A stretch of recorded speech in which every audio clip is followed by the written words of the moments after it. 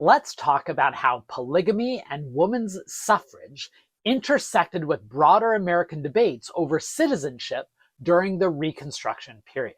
This is my third video in a series on Mormonism and American politics. I've already done previous videos on the Joseph Smith era and the early Utah territorial era, and I will do future videos on the slow Mormon alliance or the Republican Party, which we now take for granted, but was far from ever predetermined. In this video, though, I want to talk about how Mormon women first gained the vote and then lost it, and how those disputes related to both polygamy and the broader American discussion over what does it mean to be a citizen and who gets to exercise citizen rights. Let's dig in. In January of 1870, hundreds of Mormon women gathered in the old Salt Lake City tabernacle to hold an indignation meeting. Now, there's a long tradition of indignation meetings in America where citizens would gather together and demand redress when they felt a tyrannical government or community was restricting them on their rights of citizens. Now, one of the primary things they were opposing at this indignation meeting was a newly proposed legislation known as the Cullum Bill that would have punished those practicing polygamy in Utah. Now, that was common. Mormons had been agitating for their religious right to practice polygamy for a couple decades by that point. But what was new was an added demand. These Mormon women demanded the right to vote. They demanded women's suffrage. And within a few weeks, the Utah legislature listened. And Utah passed a bill granting all women, white women, not including Native Americans, the right to vote within the territory. And then shortly after that, on February 14th, 1870, Valentine's Day, at a local municipal election in Salt Lake City, Sarah Young, a grandniece of Brigham Young, became the first woman in American history to vote under a universal women's suffrage law. Now, there are some qualifications to that claim. She was not the first woman to vote. There were several women who voted in American history. New Jersey, shortly after the Revolution, had granted women who were widows and owned property the right to vote, a right that was soon taken away. Nor was Utah the first territory to grant women the vote. Wyoming had granted women the vote several weeks before Utah, but Utah ended up holding their elections before Wyoming, which is why Utah women were the first women in American history to vote under a gender universal suffrage law. That action shocked America. People were like, how could such a depraved, backward community as the Mormons, practicing such a patriarchal institution as polygamy, grant women the vote? And it puzzled lots of progressive Americans who were like, why are the Mormons leading America on this cause? And in fact, it befuddles people even to this day learning how Utah was at the forefront of the Women's Rights Act.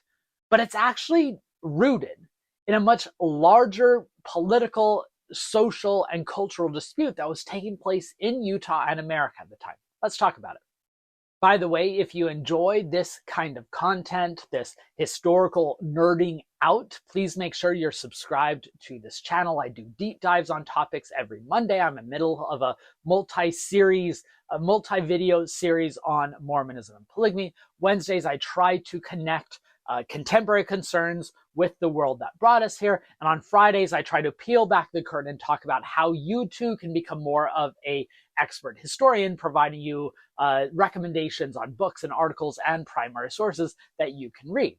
This channel also recently introduced new memberships. This is a way in response to people asking how they can help me and my wonderful producer provide more content. These memberships for $4.99 a month go directly into helping build our what we are doing here. It gives you early access to the videos as well as icons that go along with your names when you comment. This is one way to help give back to the work of this channel. All right, let's get back to the history.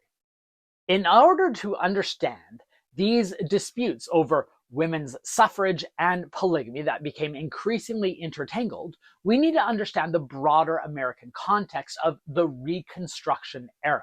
In the wake of the Civil War, Americans were disputing what it meant to be American. There was this Republican vision born out of the Republican Party created in the 1850s that helped vanquish slavery in the Civil War, that American citizenship needs to be more expansive. And in order to ensure those expansive rights to all Americans, the federal government needs to be strengthened and interested in order to protect those who previously might have been on the margins of society. But at the same time, there was lots of hesitancy of whether the Mormons fit within this broadening scope of American citizenship. Mormons seemed a people apart, both because of their practice of polygamy and their embrace of theocracy, the merging of religious and political authority in the Utah Territory.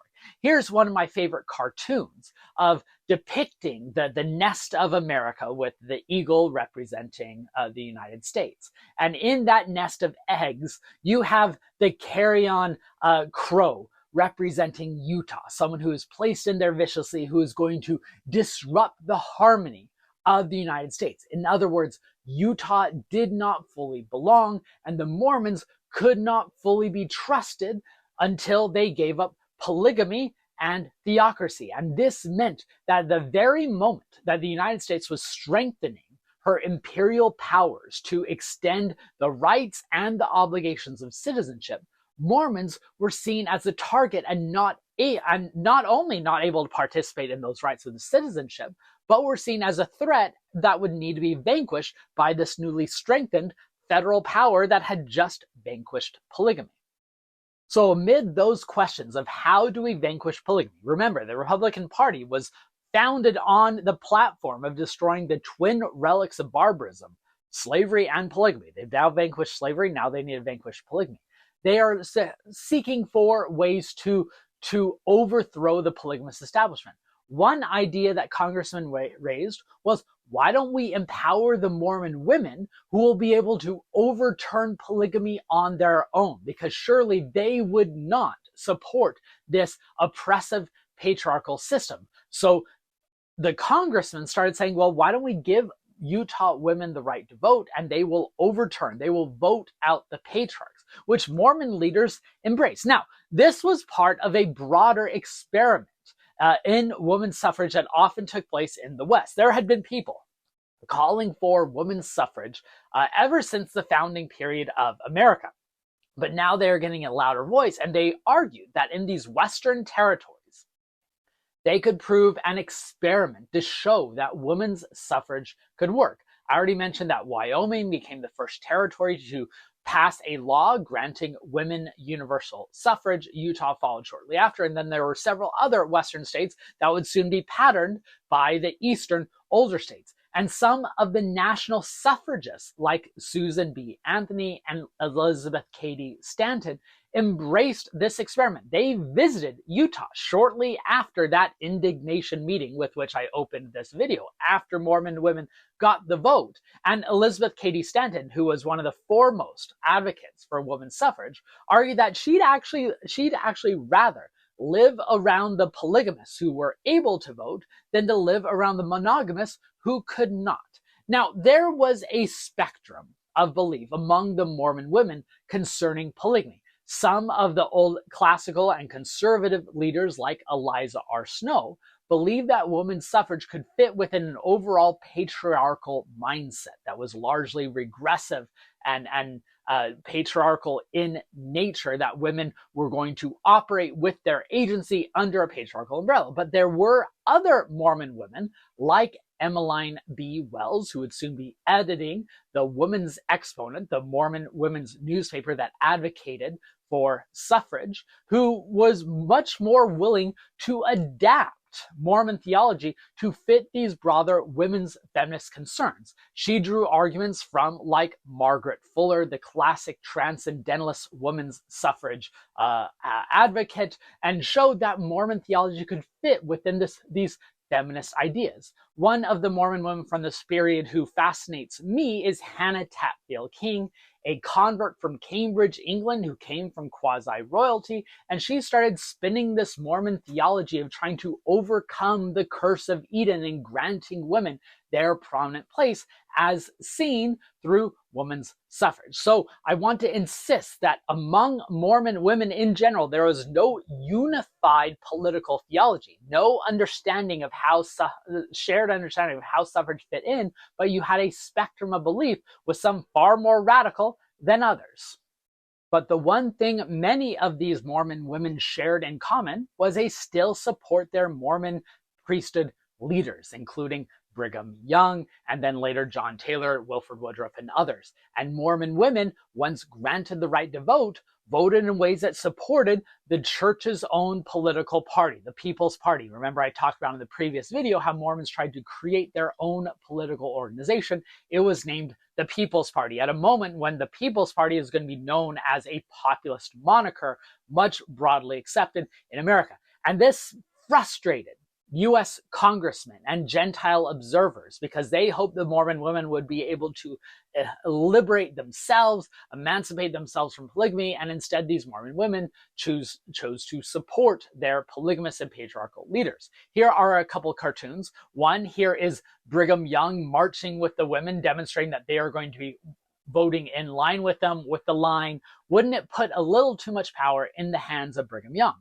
Or here's another political cartoon of a Mormon patriarch in front of the Capitol with women in chains. It's called An Unsightly Object, and it asks for someone to hew it down, this horrible menace of Mormon polygamy. And then, so once Mormon women's suffrage failed in the eyes of politicians to overturn polygamy, they then turned to the other major mechanism of the Republican-controlled legislature, which was federal imperialism, using the power of the government to intervene. And so they passed a slew of new anti-polygamy legislation, making it easier to prosecute the men and women practicing polygamy. Now, Mormons, of course, continue to insist that polygamy was their sincerely held religious belief, something that should be protected as citizens, as part of America's practice of religious liberty. So they orchestrated a test case. George Reynolds, who was a secretary to the First Presidency, was assigned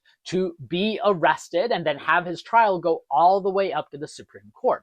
And then in 1877, the Supreme Court ruled in Reynolds v. United States that the Mormons had the religious right to believe in polygamy, but not to practice polygamy. And this distinction between religious belief and religious practice remains one of the primary categories or frameworks through which America understands religious liberty ever since. But further, and this is what's important for today's video, that Supreme Court decision vindicated a lot of the principles of Reconstruction rule, because it said that the federal government should have both the power and the interest to intervene in moral concerns, to eradicate what they see as barbarism throughout the United States. It also set up a massive showdown of the federal government now empowered an interest in eradicating slavery, and the Mormons who still refused to give up the practice. And what's important about the ensuing debate between the Mormons who continued to resist, in fact, some historians have said that the Mormon practice of polygamy, despite federal, state, and local laws, was the longest example of civil disobedience in American history. But that dispute between the Mormons continuing practicing polygamy and the federal government trying to stamp it out in the 1880s must be understood within a context of a decade of America restricting the rights of citizens and what citizens can do.